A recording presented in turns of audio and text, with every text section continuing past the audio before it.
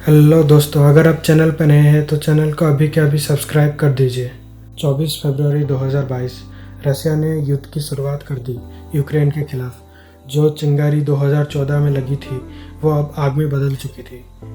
आज युद्ध शुरू हुए 1 महीने से ज़्यादा हो चुका है, पर यह कब ख़त्म होगा ये किसी को पता नहीं। बहुत सारे देशों ने रसिया पर बहुत सारे सैंक्शंस लगाए हैं और युद्ध शुरू हुए अभी बहुत दिन भी हो चुके हैं, इसलिए रसिया का फाइनेंशियल लॉस भी अभी बढ़ चुका है। पर रसिया को अभी भी कोई फ़र्क नहीं पड़ता। क्यों? दरअसल ये युद्ध रसिया और यूक्रेन के बीच नहीं, रसिया और नाटो के बीच है, क्योंकि रसिया ने जो शर्त रखी थी यूक्रेन ने वो मान लिया है। फिर भी रसिया पीछे नहीं हट रहा है। अब यूक्रेन ज़्यादा कुछ नहीं कर सकता क्योंकि उसके हाथ में अब जा चुका है। यूक्रेन ने अभी मान लिया है कि वो नाटो में ज्वाइन नहीं करेगा, आज नहीं फ्यूचर में भी नहीं। फिर भी रसिया पीछे नहीं हट रहा है। रसिया चाहता है कि पुराने उसके जो यूएसएसआर जो देश थे वो सब भी नाटो से अलग हो जाए और अमेरिका उसका मिलिट्री पावर उनसे वापस ले ले। तो कहने का मतलब ये है, अभी यूक्रेन बलि का बकरा बन चुका है। यूएस और नाटो इतना शक्तिशाली होकर भी रसिया के खिलाफ युद्ध में क्यों नहीं उतर रहे हैं? रसिया या कहीं पुतिन का इस युद्ध में इतना खौफ क्यों है? तो चलिए वीडियो में आगे देखते हैं।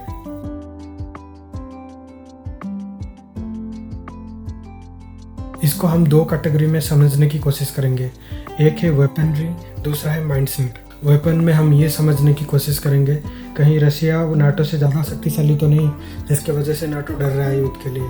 अगर हम मिलिट्री की बात करें तो नाटो के पास 54 लाख सैनिक है और रसिया के पास वहीं 13,50,000 सैनिक है। अगर एयरफोर्स की बात करें तो नाटो के पास 20,000 और रसिया के पास महज 4,000 ही है टोटल एयरक्राफ्ट। फिर भी रसिया के खिलाफ नाटो युद्ध में क्यों नहीं उतर रहा? यहाँ पर दो मेन लीगल प्रॉब्लम है।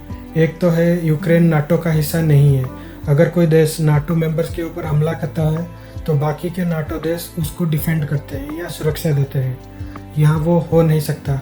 अगर नाटो को परवाह किए बिना अगर यूएसए और बाकी नाटो देश यूक्रेन की मदद के लिए आ भी जाते हैं तो चाइना रसिया के सपोर्ट में आ जाएगा और चाइना का मिलिट्री कोई कम नहीं है।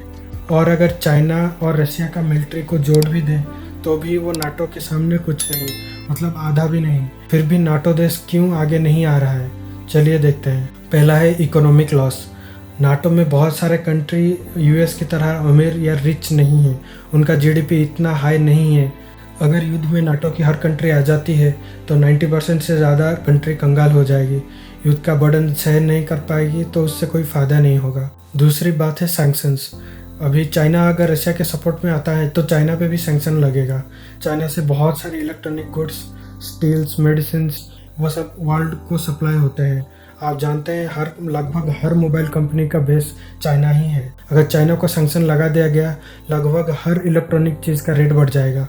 वैसे ही रसिया के ऊपर सैंक्शन की वजह से बहुत सारे देशों में गैस और ऑयल प्राइस बढ़ चुकी है। वहाँ यहीं अगर चाइना पे सैंक्शन लगता है तो बहुत सारे रेट बढ़ जाएंगे। एक तो ऑयल प्राइस तो बढ़ ही चुका था, अभी इलेक्ट्रॉनिक्स भी बढ़ जाएगा। दूसरा है पब्लिक प्रेशर।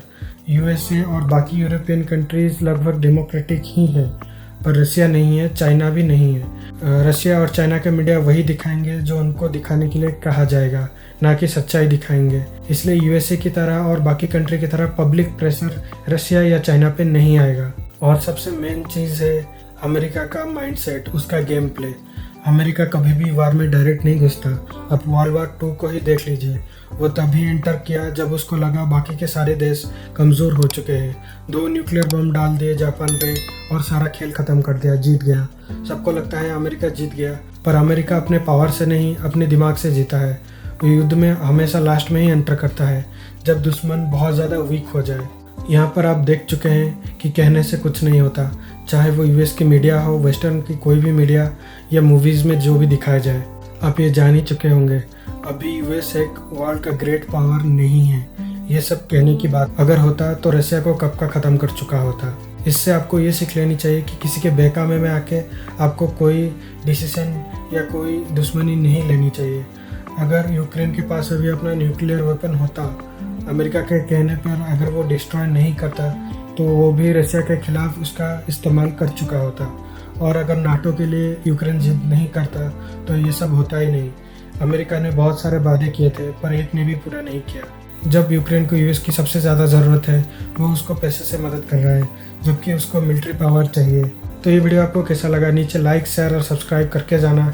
ऐसे ही वीडियो आगे देखने के लिए बेल आइकन भी ऑन कर दीजिए और चैनल को सब्सक्राइब ज़रूर कर देना। तो अगली बार के लिए टाटा गाइस।